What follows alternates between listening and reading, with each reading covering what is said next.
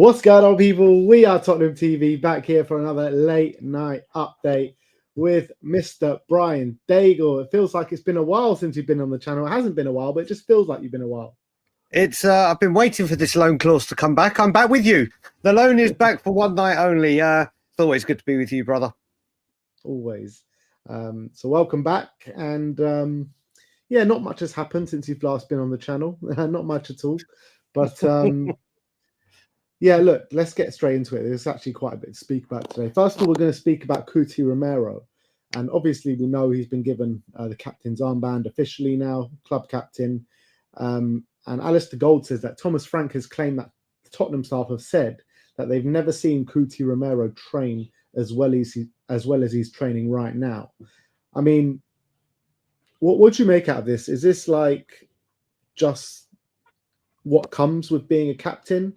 Is it him gearing up for some sort of exit? Is he playing for a contract? What do you think this is? Mate, do you know what? We've had a summer where we've been talking about his investment coming. We've heard this rumour, that amount's coming in.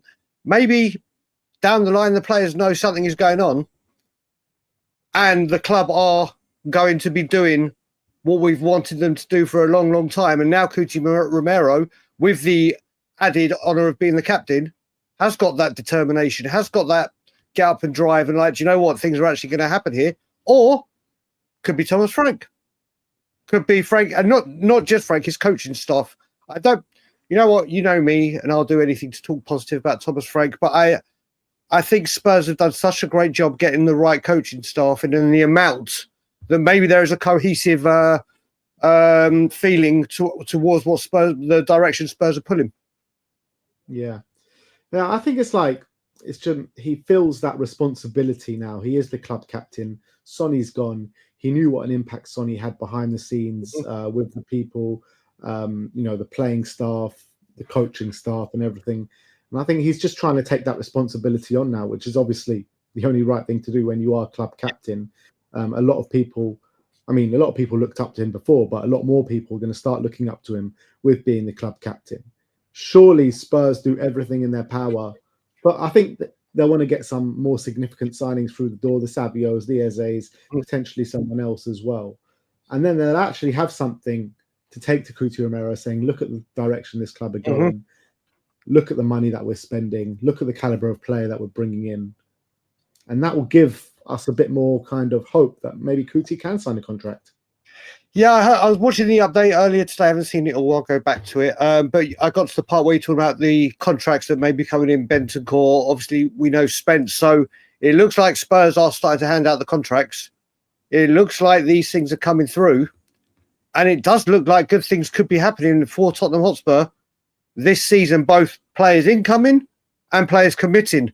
And at the moment, it's a nice place to be in, isn't it? It really is. And like you said, having that honour of being the captain is always, no matter who you play for, it's always a great honour to be captain of a team. And maybe he really has taken that to heart.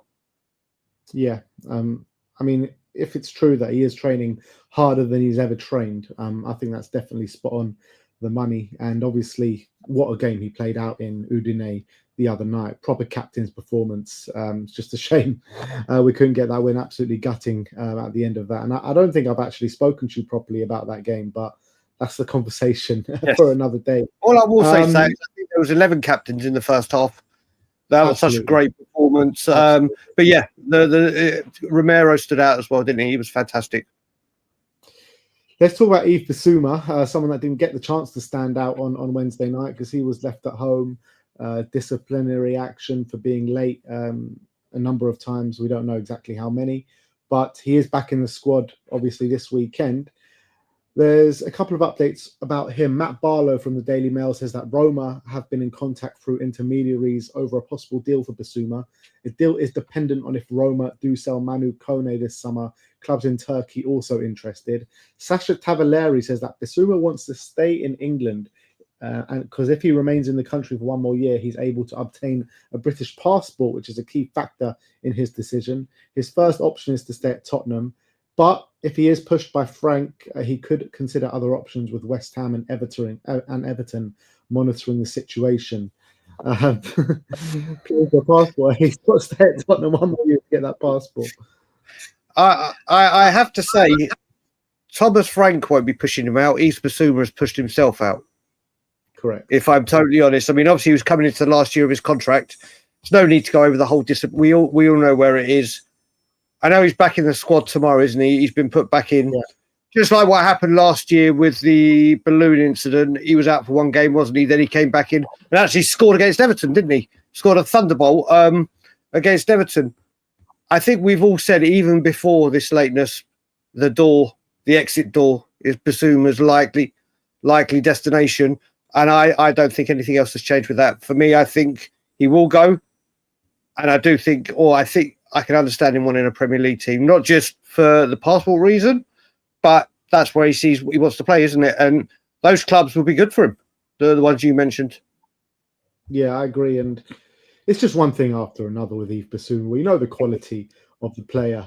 We know how excited we were when we signed him off Brighton, thinking that we were getting one of the best midfielders in the Premier League. And on ability, what we've seen, the first 10 games on Ange, back end of last season, the Europa League run, a few other games thrown in here and there. I mean, he is an unbelievable footballer, technically gifted.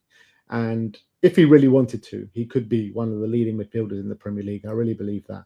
It's just a shame. Kind of his head's just not screwed on in terms of from a professional manner.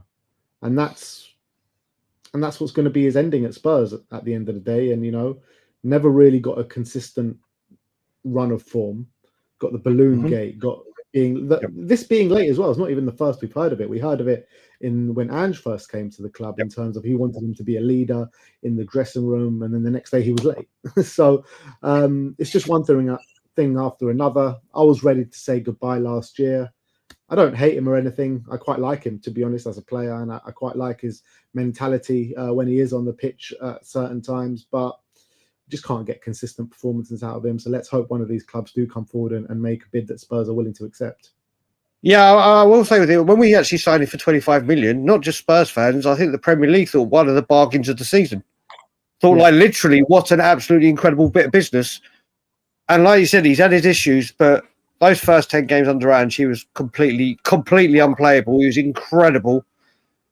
And he has the ability to absolutely dominate games and be unplayable when he's there. He can be, like you said, one of the top midfielders in the Premier League, but he just seems to let himself down, doesn't he? He needs to be highly motivated and in the right place to get those performances out of him. And no matter what manager we've had, we get it out of him in purple patches, don't we? And then they just disappear.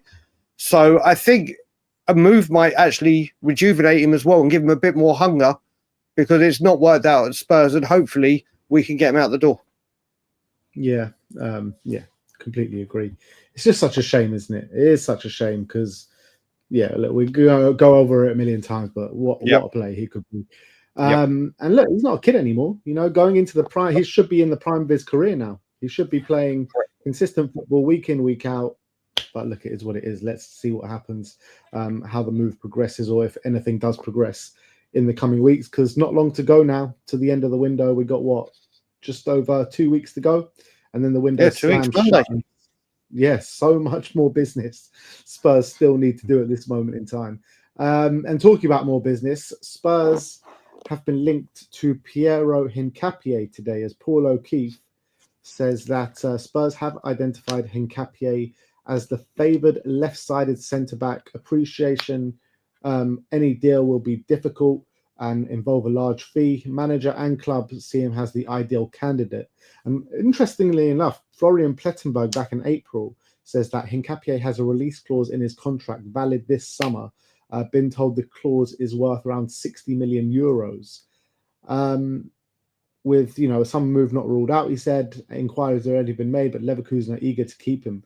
When you're talking about 60 million euros, which is just over 50 million pounds, for someone of that quality, I think it's I wouldn't say a bargain, but I think it's a really good deal.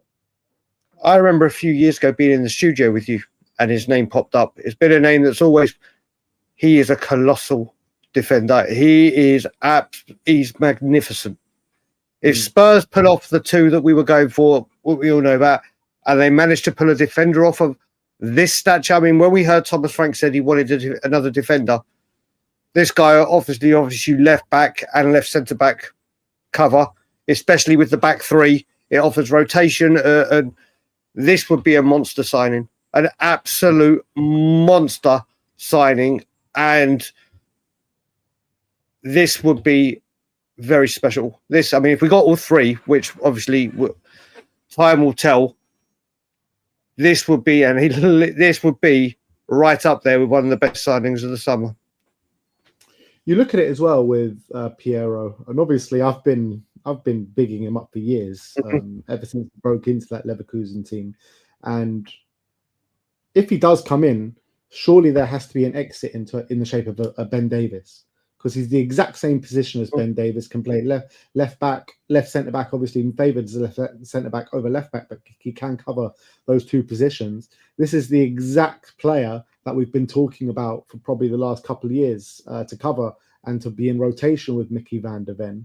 So surely if he does come in, you can move on someone like Ben Davis, you know, who, bless him, has been here, 11 years, longest serving player at the club, unbelievable servant to the club. But, you know, I think we can all agree that his time has probably come and gone at the top level at this football club, and we are looking to move further along and, you know, in a better direction. We won't need to sign a left back, would we, if we bring in Hincapie? Because you've got Jed, who can play both full back positions. Would have Hincapie, who can cover left back. You've got Mickey van der Ven, who can also cover left back. So do you think the need for an actual natural left back is diminished? If Hincapie comes in, I don't think. If you put it this way, we look at this.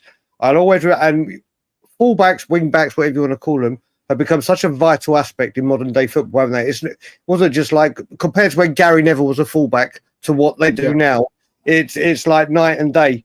And we'll always go back to the Walker, Trippier, Davies, Danny Rose. If I was to say, if Spurs were to finish this window, and it was Destiny, Hincapie, Porro, Spence, bloody hell. Yeah. And then, like you said, you got the variations of switching around Mickey if you need, or Hincapie if you need. Spence can go back. Mate, we will have the Swiss Army knife of defensive backup. Literally, there will be so many combinations.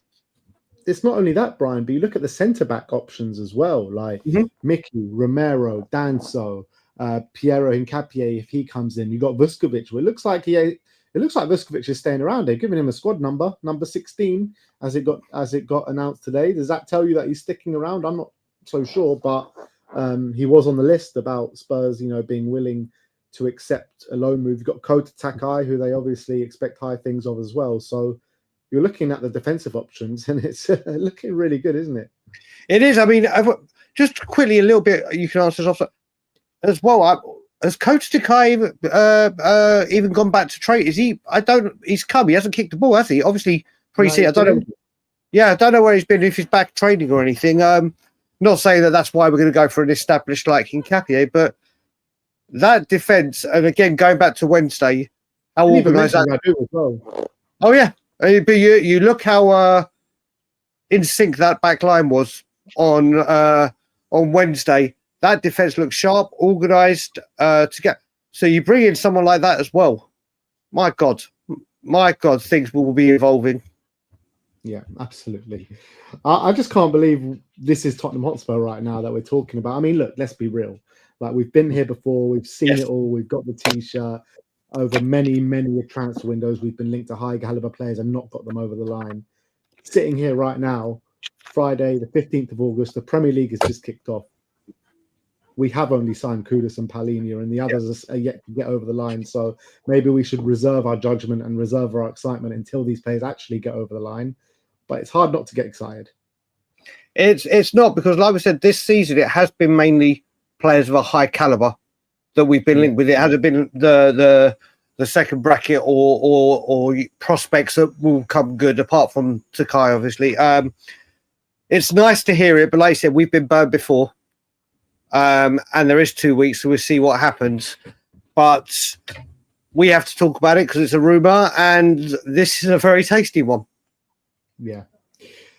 Let's move on and talk about the Savinho deal. As Fabrizio Romano's latest update says that Savinho's agents are in England to have conversations about his possible move to Tottenham. The deal is not easy because Manchester City would like to keep the player, but talks remain ongoing. And Pep Guardiola was actually speaking in his press conference today. I don't know if you saw that. And he said, I've heard it. Yeah, Pep expressed his hope that Tottenham transfer Savinho stays at Man City for many, many years to come, and he called him extraordinary. Guardiola, however, emphasizes that the player's desire is key and prevails above everything. I don't know if Tottenham or any other club wants a player. You should call the club, right? It's the same like we do. The only thing I'm concerned about today is that Savinho will be with us until all season and hopefully for many, many years. Because at 21 years old, with the potential he has, playing a lot of minutes, he has to improve the final decisions, but he's an extraordinary player. But at the end, as always, the desire of the player after there has to be an agreement with the club. If you don't take an agreement, the player will be here. And obviously, he mentioned Savinho's injured for the next 2 weeks. Not sure how much I buy that. We have seen images of him potentially training alone at the Man City headquarters or training centre. What do you make out of all this? Do you think this is a bit of smoke and mirrors from Guardiola, and he's mentioning the player's desire? Is that to do with? Do you think that's to do with Savinho wanting to join Tottenham? And do you think this deal is actually going to happen? I think it is about Savinho's because what you've seen is Guardiola never stands in the way of a player. If a player doesn't want to be there, he's like, okay, fine, but if we get the right price. So when I first heard that, and I heard that he's going to stay hopefully all season, but it's like, oh, here we go, it's off. And then you have the second tier of it, and it's like, oh my god, I think it's back on.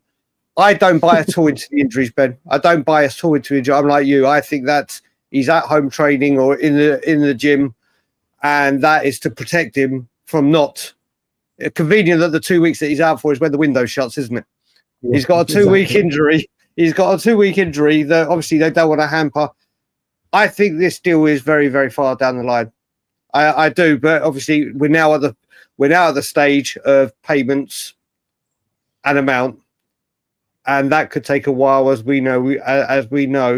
But I think Savinho wants Tottenham. I think his agent coming to London shows that it's not a new contract negotiation, is it? I think this move is going ahead. It's just when. Yeah, I mean, the way I've kind of been thinking about this is that with Spurs playing Man City next weekend, I feel like this deal's going to happen after that game. I don't think I just, sometimes you just don't want that player making their debut against your club, especially if you know the talents of the player. So I just feel like the deal will probably get done just after it, and maybe some more negotiations can happen when Spurs are up in Manchester as well, and finalise the deal there. But I do think the deal's going to happen. But also I look at it, £50 million euro rejected, 70 euro million rejected. Like, how high are we going to go? Like, this is Tottenham we're talking about. We never go above like kind of 70 million euros. Well, can you imagine if this deal gets done? I believe it's after 12:30 the day before the game. He can't play, so the deal gets done. He comes in on the Manchester City team bus, watches the game, goes home on the Tottenham team bus. That's what's going. Could you imagine? Who knows? But do you know what? The injury 2 weeks. Maybe there is something in playing Man City. They don't want him to play the first game or it to be his first game. So maybe there is a hold up. I do actually think this still goes through. I think the price, though, is the issue, isn't it? Or what we're going to be. What was the latest one? They keep talking in euros, don't they? It was 70 million euros we've had rejected, if I'm right. Yeah. So in that same report, that it also said that they're very much expecting Spurs to come back with a better offer. Yeah, there's 71 million euros. Doesn't sound like Spurs to me. Well, it could be the new Spurs. It could be this is the new Tottenham. But we'll see. But this deal, I think the agent coming in is telling. I think the agent flying in from Brazil is telling, and hopefully it'll be for the positive for us.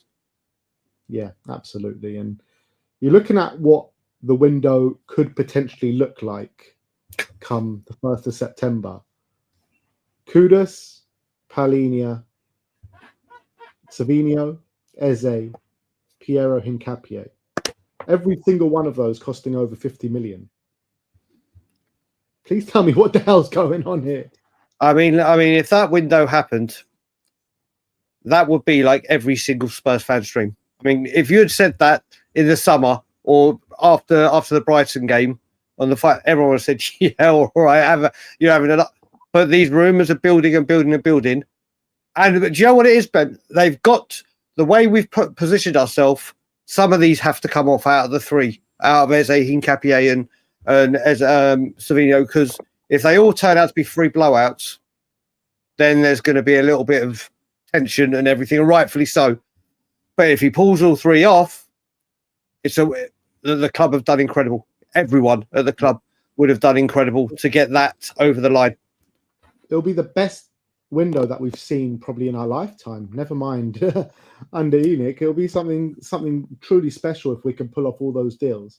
And you're looking at it as well in terms of the positions. Mm-hmm. I think let's say that's going to be our window, right? Like, I'm not saying it is, but let's say for the sake of this conversation, that's going to be our window. I would say that the only position which I said we need strengthening before it was striker with the number 9. But if we get those deals over the line, I think that is as close to a 10 out of 10 window that you can probably get. If those three come in, it is a 10 out of 10 window, because I actually think Solanke will thrive on the players around him. So I think Richie's looking good as well. Richie was brilliant. Richie looked very, yep. I will say though, when you were saying one of the best transfer windows, or definitely in it, I think it'd be one of the best transfer windows in Premier League recent history for any team. If you look at it, it doesn't matter about spending the big money. I mean, the quality of player. You get Savinho, Kudus, Danso. Don't forget Danso. I mean, that would be an exceptional window by anyone's standards. Yeah, no, agreed. I wouldn't say the best window in the Premier League history, but I said recent. I mean, yeah, look, you're looking at business that all Premier League, all the top 6. I think they've all had stunning windows this summer. Liverpool, stunning window. Could even bring in an Isaac on top of that. Manchester United, I think, they've still got a bit more business to do, but so far they've had a stunning window. Arsenal, I think they've brought in top quality as well. You're looking at Zubamendi and Gyökeres. I think Chelsea have done really good business. I think Man City have done really good. I think everyone has done such significant business this summer. Weaken the middle teams in the Premier League, but the top 6, as in the classic big 6, they've done crazy business. Spurs are lagging behind because we haven't got some of these deals over the line yet. Yeah. But if we do get those deals over the line, then I think our window could be seen as comparable to some of the big 6 for sure. Well, when you look at it, if we get Kudus and Savinho, that's like Manchester United, a whole front 3 kind of thing, or behind Solanke. I forgot Palhinha in midfield. Danso and Hincapie. That is a phenomenal goddamn window. Should it happen? And Palhinha looked back to the Palhinha that we know against PSG, didn't he? Mate, it's coming into the NFL season now, and you see these NFL tackles, they just charging up. The one where he took Danso out as well. Every time they were showing a replay and things, you just saw a Palhinha foot and leg coming. He was an absolute man mountain in that first half. He and parts of the second half. It was a night and day from the first performance, wasn't it, against Bayern? Yeah, absolutely. Last story that we have is from Paul O'Keefe. He says that Magnus Akliouche is also high up on Tottenham's list.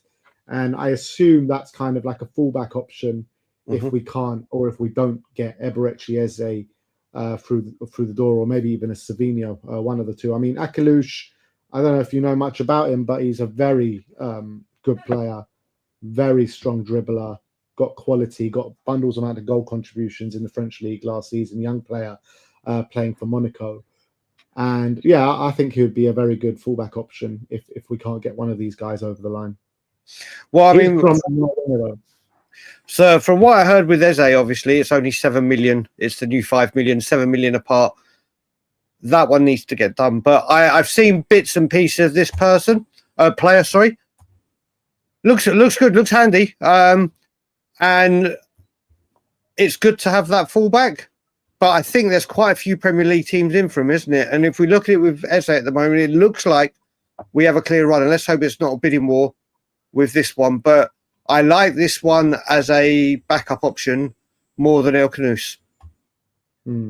Yeah, no, I agree with that. And the thing is, he is predominantly on the right wing. So if he does come in as a right winger, does that mean we move Kudus into the middle? He can play a bit more central as well. Do we move him into the middle? I don't know. I prefer not to think about it because I just want Eze and Savinho over the line, to be honest. But look, we'll leave it at that for tonight. Big up to you, Brian, as always. And as always, go and subscribe to that brilliant channel, which is Tottenham on Tour. On the race to 20k. That's what we're saying right now. There we go. Yeah, on the race, just 9,900 to go, or around that. So yeah, please help us get there. Yeah, absolutely. And if you haven't already, please do go and subscribe to We Are Tottenham TV as well. Me and Sim back on the watch alongs tomorrow, so you can come and join us at 2:45. And then it is the post-match fan show where you'll see this lovely face as well come and speak to us after the game. So very much looking forward to Frank's first Premier League game for Tottenham Hotspur. Let's hope for 3 points. Let's hope to get these deals over the line as well pretty soon.